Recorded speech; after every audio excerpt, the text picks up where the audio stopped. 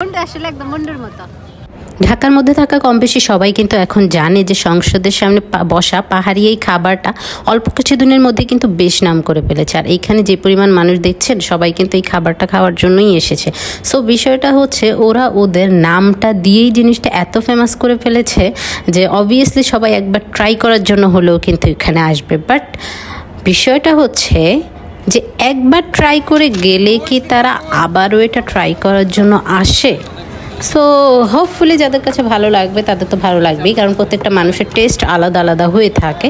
So হ্যাঁ, মনে হয় ওদের কাছে ভালোই লাগে যাদের ভালো লাগার।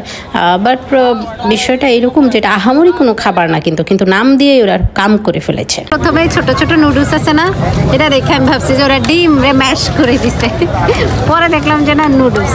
মুন্ডু আসলে একদম মুন্ডুর মতো। মুন্ডুর মতো মানে মুন্ডু যেরকম খাইতে ভালো লাগে না, এটাও খাইতে ভালো লাগে না আমার কাছে। এটা স্যুপ